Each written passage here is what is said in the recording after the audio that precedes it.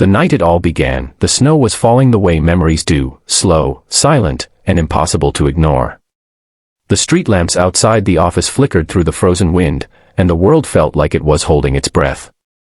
Adam Hale, a single father who carried more weight on his shoulders than most men twice his age, stood beneath that light with a heart full of exhaustion and a mind drowning in bills, responsibilities, and the constant ache of trying to be enough. He had stayed late again, trying to finish the reports, not because he was ambitious, but because he desperately needed the job that kept food on the table for him and his 6-year-old daughter, Emma. Yet on this particular Christmas Eve, fate handed him something entirely unexpected, something that would change everything in ways he couldn't dream. If you believe in kindness, second chances, and the power of unexpected moments, please like, comment, share, and subscribe. It genuinely helps more people find these heart-touching stories. Adam had always imagined Christmas as warm lights, soft laughter, and the smell of cinnamon cookies filling the house. But after his wife passed away 3 years ago, holidays turned into a quiet battlefield, one where he fought to keep Emma smiling while hiding his own grief.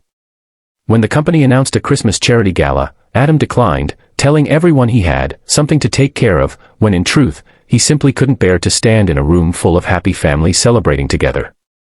Instead, he stayed behind in the empty office, quietly working through the tasks his co-workers left undone. He thought he was alone, until he saw her. Charlotte Carlyle, the CEO of the company, stood in the dim corridor with a look he rarely saw on her face. To everyone else, she was the boss who walked with elegance, spoke with unshakable confidence, and carried herself like someone carved out of ambition and success. But right then, she looked tired, almost fragile. She wore a deep red dress, the kind that looked like it belonged in a painting, draped perfectly around her as if Christmas lights were stitched into the fabric. A white shawl covered her shoulders, and despite the grace she always carried, there was a tremble in her breath. Adam straightened immediately, awkward and unsure. She rarely spoke to him beyond professional greetings, after all. Yet tonight, she offered him a small smile, the gentle kind that surprises a person because they're not used to being seen. She admitted her driver had called in sick and that she lived close by, just a 15-minute walk, though the roads were slippery and the wind pierced through even the thickest coat. Without thinking, Adam offered to walk her home, because helping others was something he never learned to turn off. Charlotte hesitated for only a moment before nodding. And that walk, that simple walk under strings of golden Christmas lights, surrounded by soft snowflakes drifting down like blessings from a quiet sky, became a turning point neither of them ever expected. The air was cold enough to sting, but something warm formed between them as they moved through quiet streets. Charlotte asked about Emma, and Adam told her stories, small ones at first, cautious and reserved, but as the minutes passed, he shared the bigger ones too. How Emma talked to her mother every night through the window, whispering her wishes into the sky. How he tried to braid his daughter's hair but always ended up with a tangled mess. How he didn't know how to be both mother and father, but tried anyway. Charlotte listened the way few people ever did. No judgment, no pity, just a soft presence that made him feel, for the first time in a long while, like he wasn't completely alone. But what truly surprised him was when she shared a piece of her own heart. She confessed she spent every Christmas Eve working, not because she loved it, but because her childhood memories were filled with shadows of arguments, loneliness, and empty rooms. Holidays never brought joy for her, only pressure. Responsibility. Silence. She had built her empire by never stopping, never slowing, never allowing herself the luxury of vulnerability. Yet tonight, walking beside a man who struggled but still found light in small moments, she felt something shift inside her. By the time they reached her mansion, grand, beautifully decorated, and glowing with thousands of lights that reflected off the snow, Adam felt wholly out of place. He didn't belong in a world like hers, and he knew it. He turned slightly, ready to wish her a good night and walk away. But that was when it happened. Charlotte reached out gently, her gloved hand brushing the sleeve of his coat. Her eyes softened, and under the warm glow of the Christmas lights, she whispered, almost breathlessly, "Don't go yet." The words froze him. Not because they were romantic or dramatic, but because they were desperate. Honest. Human. Inside her home, warmth flooded every corner, the scent of pine, soft music, garlands woven around the banister, a fireplace glowing gold. It looked magical, yet strangely untouched, as if it had been prepared for guests who never arrived. Charlotte stepped inside, then turned to him. She admitted she didn't want to spend Christmas Eve alone again. Not tonight. Not after the quiet ache she had carried for years. She asked him to stay just a little while, not as a CEO and employee, but as two people who had found unexpected comfort in each other's presence. Adam hesitated, thinking of Emma at home with the babysitter, but he knew she was safe and fast asleep. And something inside him, a long-silenced part that craved connection, urged him to step inside.